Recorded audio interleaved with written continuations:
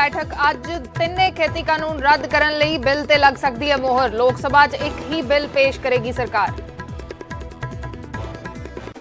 किसान अंदोलन का 1 साल पूरा होने ते 26 नवंबर नूं वड्डा प्रदर्शन करन दी तैयारी च किसान। देश भर तो ਸਿੰਘੂ बॉर्डर पहुंच रहे काफले। किसानां ने पुलिस नूं शांतमई प्रदर्शन का दिता भरोसा। प्रदूषण नूं लैके अज फिर सुप्रीम कोर्ट च अहम सुनवाई। पिछली सुनवाई च केंद्र ते सूबिਆਂ नूं पाई सी झाड़।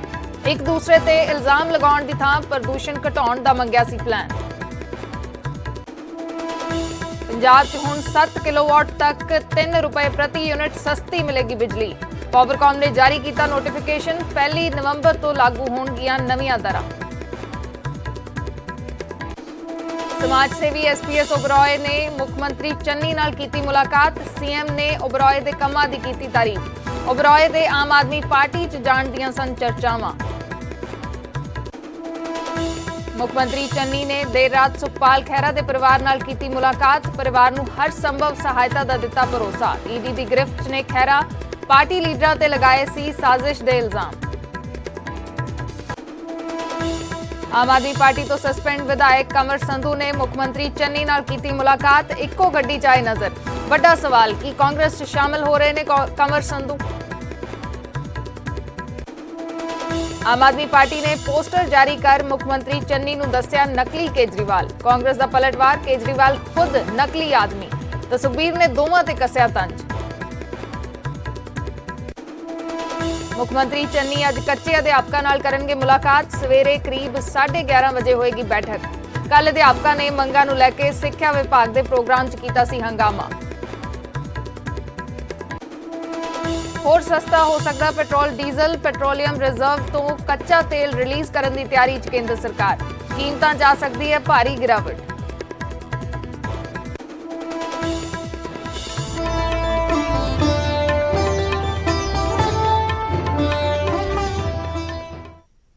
सत श्री अकाल, मैं अर्शदीप संधू न्यूज़ 18 पंजाब हरियाणा हिमाचल देख रहे दर्शकों का स्वागत। शुरुआत करते हैं कैबिनेट मीटिंग दे नाल। मोदी कैबिनेट की अज अहम मीटिंग है। खेती कानूनों की वापसी के ऐलान तो बाद यह पहली बैठक है ते खेती कानूनों नूं रद्द करन दे लई सरकार दे वल्लों एक ही बिल पेश किया जाएगा संसद दे विच।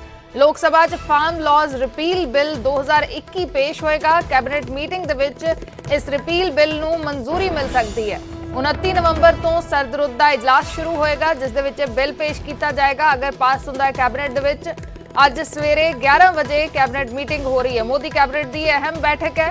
खेती कानून वापस करन दा प्रधानमंत्री दे वल्लों ऐलान किया गया सी कि असीं ये कानून वापस लै रहे हैं। इस बार दे संसद सैशन दे विच एक खेती कानून रिपील किए जा रहे हैं तो उसनूं लैके अज कैबिनेट दे विच मंजूरी मिल सकती है। कैबिनेट दे विच इस बिल नूं मंजूरी मिल सकती है। फार्म लॉज रिपील बिल 2021 ये कैबिनेट दे वल्लों लोक सभा दे विच पेश किया जाएगा ते अज कैबिनेट मीटिंग दे विच इस नूं मंजूरी मिल सकती है। 29 नवंबर तो सरदरुद का इजलास शुरू होना है संसद का जिस दे विच ये बिल रखा जाएगा।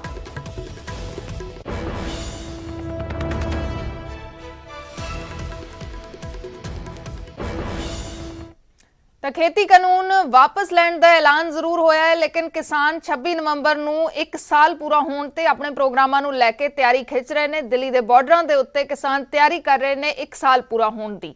टिकरी बॉर्डर ते कल किसानां ने दिल्ली पुलिस दे नाल मीटिंग की। 26 नवंबर के प्रदर्शन नूं लैके दिल्ली पुलिस चिंतित सी। किसानां ने दिल्ली पुलिस नूं भरोसा दिवाया क्या कि शरारती अंसरां नूं खुद कंट्रोल करांगे। दिल्ली पुलिस दे वल्लों कहा गया है कि टिकरी बॉर्डर के रस्ते खुले रहेंगे। तो टिकरी बॉर्डर से किसानों ने तैयारी खिंची है क्योंकि 26 नवंबर नूं 1 साल पूरा होना है किसानों के दिल्ली बैठियां दा। 26 नवंबर पिछले साल किसानों ने दिल्ली नूं कूच किया सी ते उसका 1 साल पूरा होने जा रहा है। एक पासे जिथे प्रधानमंत्री ने ऐलान किया सी कि असीं खेती कानून वापस लै रहे हैं उसनूं लैके किसान अजे भी अड़े हुए हैं कि जब तक संसद दे विच वापस नहीं होंदे, जब तक लिखती साडे कोल कुछ नहीं आउंदा उदों तक अंदोलन जारी रहेगा। नाल ही 6 मंगां होर MSP दे समेत MSP की कानूनी गारंटी दे समेत उन्हां नूं लैके किसान अजे भी अड़े हुए ने। 26 नवंबर नूं 1 साल पूरा होण ते वड्डा इकट्ठ दिल्ली के बॉर्डरां ते एक बार फिर किसान करन दी तैयारी दे विच ने जिस नूं लैके दिल्ली पुलिस दे नाल उन्हां दी मीटिंग हुई। दिल्ली पुलिस ने चिंता जाहिर की तां किसान आगुआं ने भरोसा दिवाया है कि वो शरारती अंसरां नूं खुद कंट्रोल करनगे। टिक्करी कमेटी की सारी मीटिंग SHO और ACP ने मीटिंग सद्दी सी, बहुत वधिया तरीके नाल होई। इस करके उन्होंने जिहड़ी सालगिरह आ रही है साडी 26 तरीक नूं पूरा साल हो जाएगा अंदोलन नूं शुरू कीते नूं। इस करके उहदे संबंध विच सिक्योरिटी बारे सद्दिया सी सानूं भी पर अरेंज किया जाए, वलंटीयर लगाए जाण, भी कोई इहो जिहा तत्थ जिहड़ा विच जिहड़ा गलत बंदा ना विच शामिल हो के इस अंदोलन नूं गलत ना करे। इस करके असीं उहदे बारे जिहड़े साडी विचार होया, होर नहीं कोई गल सी। उधर खेती कानूनां ते सुप्रीम कोर्ट वालों गठित कमेटी के मैंबर अनिल घनवत ने चीफ जस्टिस नूं चिट्ठी लिखी है ते जिहड़ी रिपोर्ट उन्हां दे वल्लों सौंपी गई है, कमेटी दे वल्लों सौंपी गई है, उसनूं जनतक करन दी मंग कीती है। एक बार फिर ये मंग उठी है। घनवत ने कहा कि कमेटी वालों दित्तियां सिफारिशां लोक हित दे विच ने। नाल ही एक होर वड्डी चीज़ जिहड़ी उन्हां ने इस दे विच लिखी है वो ये है कि MSP दी कानूनी गारंटी देना असंभव है। अनिल घनवत इस कमेटी के मैंबर ने। सुप्रीम कोर्ट वालों गठित कमेटी सी जिहड़ी खेती कानूनां दे उत्ते जिसने रिपोर्ट तैयार की है, वो रिपोर्ट जनतक करन दी मंग कर रहे ने। घनवत कह रहे हैं कि कमेटी वालों दित्तियां सिफारिशां लोक हित दे विच ने। नाल ही भी क्या है कि MSP दी कानूनी गारंटी देना असंभव है। किसान इसकी मंग कर रहे हैं, MSP दी कानूनी गारंटी चाहते हैं कि चाहे प्राइवेट प्लेयर खरीदे चाहे सरकार खरीदे, MSP तो हेठां नहीं विकनी चाहिए फसल जिस दे नाल किसानां नूं नुकसान होंदा है। MSP मिनिमम सपोर्ट प्राइस है किसी भी फसल दे लई, ते उस तो थल्ले अगर कोई खरीददा है उस दे लई कानूनी गारंटी होनी चाहिए कि उस तो थल्ले अगर कोई खरीदना चाहता है या खरीददा है तो उस ते कार्रवाई होए, उस तो थल्ले ना विके फसल, ताकि किसानां दा असल दे विच भला हो सके। किसानां दा कहना है, किसान आगुआं दा कहना है, अनिल घनवत कह रहे हैं कि MSP दी कानूनी गारंटी देना असंभव है।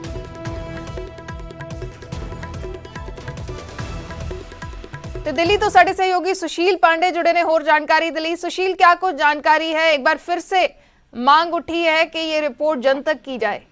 जी बिल्कुल, देखिए साफ तौर से अनिल घनवत जो फिलहाल सुप्रीम कोर्ट के द्वारा बनाई गई कमेटी के एक सदस्य थे, उनकी तरफ से एक प्रेस कॉन्फ्रेंस का आयोजन किया गया। उस प्रेस कॉन्फ्रेंस में अनिल घनवत ने भारत के मुख्य न्यायाधीश NV रमन्ना को एक पत्र लिखा और ये कहा है कि भारत सरकार की तरफ से जिन 3 कृषि कानूनों को लेकर तमाम जो किसान देश भर के हैं उन स्टेक होल्डर्स से बातचीत करने के लिए जो सुप्रीम कोर्ट ने आदेश जारी किया था, हमने उस आदेश का पालन किया और उस आदेश को लेकर कहीं ना कहीं हमने कृषि कानूनों के सुधार को लेकर कई सुझाव दिए हैं।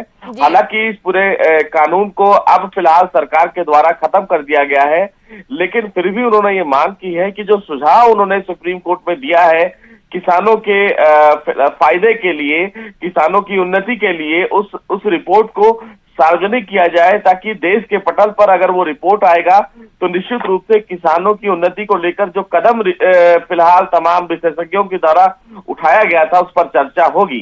हालांकि इस पूरे मामले को लेकर अनिल घनवत के द्वारा कई बार चीफ जस्टिस को लेकर फिलहाल ये पत्र लिखा गया है और ये दूसरी बार है जब अनिल घनवत ने चीफ जस्टिस को पत्र लिखकर उस रिपोर्ट को सार्वजनिक करने की मांग की है।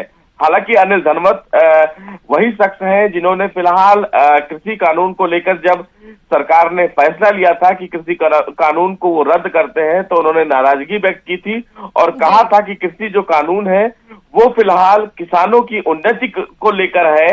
हालांकि कोई भी बड़ा फैसला लेने से पहले इस पूरे मामले में विचार नहीं करना चाहिए था, लेकिन अब कहीं ना कहीं अनिल घनवत ने चीफ जस्टिस से ये मांग की है कि उस रिपोर्ट को सार्वजनिक किया जाए। जी सुशील, जुड़े रहिएगा आप। तां वड्डी डेवलपमेंट कह सकते हैं कि एक पासे सरकार ने फैसला ले लिया है कि असी कानून रद्द कर रहे हैं, तो दूसरे पासे अनिल घनवत जो कि सुप्रीम कोर्ट वालों गठित कमेटी के मैंबर ने, उन्होंने इस रिपोर्ट नूं जनतक करन दे लई मंग की है, चीफ जस्टिस नूं चिट्ठी लिखी है। नाल ही उन्होंने ये भी कहा कि MSP की कानूनी गारंटी देना असंभव है। एक बार फिर तो उन्होंने ये मंग की है।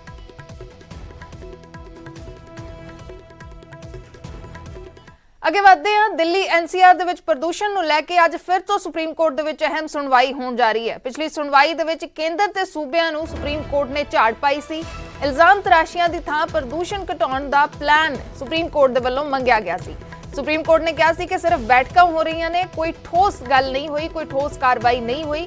दिल्ली NCR दे विच इस वेले भी प्रदूषण खतरनाक पद्धर ते है, जिस नूं लैके सुप्रीम कोर्ट इह सुनवाई कर रहा है। एक बार फिर तो अज सुनवाई होनी है। दिल्ली NCR दे विच प्रदूषण नूं लैके सुप्रीम कोर्ट ने केंद्र ते दिल्ली सरकार सूबिਆਂ ਨੂੰ ਵੱਖ-ਵੱਖ सूबिਆਂ ਨੂੰ झाड़ पाई सी। ਇੱਕ ਜਿਹੜੀ ਮੀਟਿੰਗ ਹੈ ਉਹ ਵੀ ਕਰਨ ਦੇ ਲਈ ਕਿਹਾ ਸੀ, ਐਮਰਜੈਂਸੀ ਮੀਟਿੰਗ ਕਰਨ ਦੇ ਲਈ ਕਿਹਾ ਸੀ। ਐਮਰਜੈਂਸੀ ਮੀਟਿੰਗ ਹੋਈ ਵੀ ਸੀ ਤੇ ਸੁਪਰੀਮ ਕੋਰਟ ਨੇ ਇਲਜ਼ਾਮ ਤਰਾਸ਼ੀਆਂ ਦੀ ਥਾਂ, ਇੱਕ ਦੂਸਰੇ ਤੇ ਇਲਜ਼ਾਮ ਦੀ ਥਾਂ प्लान मंगया सी कि किस तरीके दे नाल प्रदूषण दे उत्ते कम होएगा। सुशील पांडे साडे सहयोगी दिल्ली तो जुड़े हुए हैं। सुशील, क्या कुछ आज खास रह सकता है इस सुनवाई में? जी देखिए, साफ तौर से फिलहाल वायु प्रदूषण दिल्ली एनसीआर के लिए एक बड़ी समस्या है, और जिसको लेकर सुप्रीम कोर्ट ने लगातार सरकारों को समय समय पर सचेत किया है। पिछली सुनवाई के दौरान सुप्रीम कोर्ट ने नाराजगी भी जाहिर की थी केंद्र सरकार पर, दिल्ली सरकार पर, और ऐसे में साफ तौर से पंजाब सरकार से के किसानों से उन्होंने ये अपील की थी कि अगर किसान कुछ दिन पराली ना जलाएं तो हो सकता है कि दिल्ली में जो फिलहाल एयर क्वालिटी इंडेक्स है उसमें कमी देखने को मिले।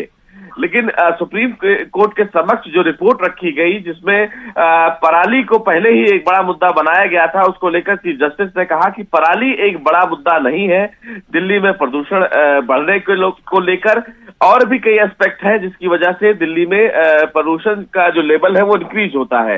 बहरहाल सुप्रीम कोर्ट में पिछली सुनवाई के दौरान ये कहा था कि केंद्र सरकार, पंजाब सरकार, हरियाणा सरकार और दिल्ली सरकार, इन राज्यों के चीफ सेक्रेटरी आपस में बैठकर एक इमरजेंसी मीटिंग करेंगे, और केंद्र सरकार को ये निर्देश देते हुए सुप्रीम कोर्ट ने कहा था कि प्रदूषण पर तुरंत लगाम लगाने के लिए सरकार की तरफ से क्या कदम उठाए गए हैं, क्योंकि अगर स्थिति इमरजेंसी सिचुएशन जैसी हो, यानी कि आपातकालीन जैसी हो, तो क्या सरकार के पास कोई कार्य योजना है जी जिससे वो इससे निपट सकते हैं।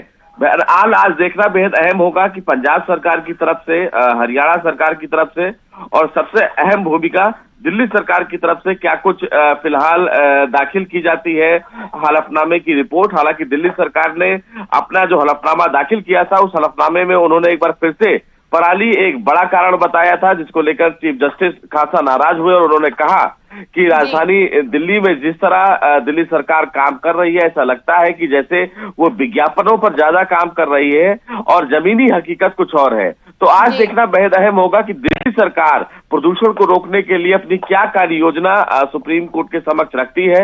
लगभग 11:30 बजे के आसपास देश की सबसे बड़ी अदालत इस पूरे मामले की सुनवाई करेगी।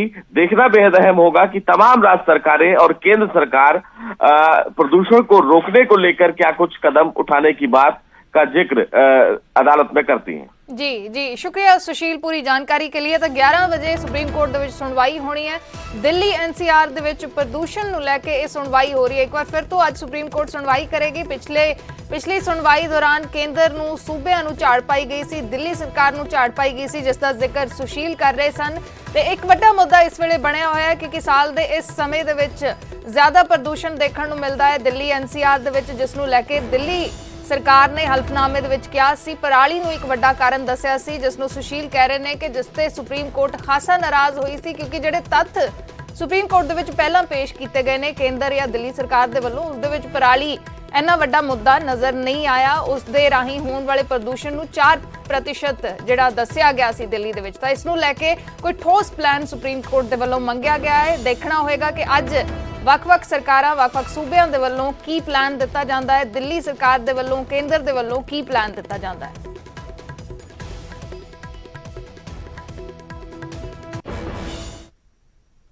ਫਿਲਹਾਲ ਰੁਕਦੇ ਹਾਂ ਇੱਕ ਛੋਟੇ ਜਿਹੇ ਬ੍ਰੇਕ ਦੇ ਲਈ। ਖਬਰਾਂ ਦਾ ਸਿਲਸਿਲਾ ਇਸੇ ਤਰੀਕੇ ਜਾਰੀ ਰਹੇਗਾ।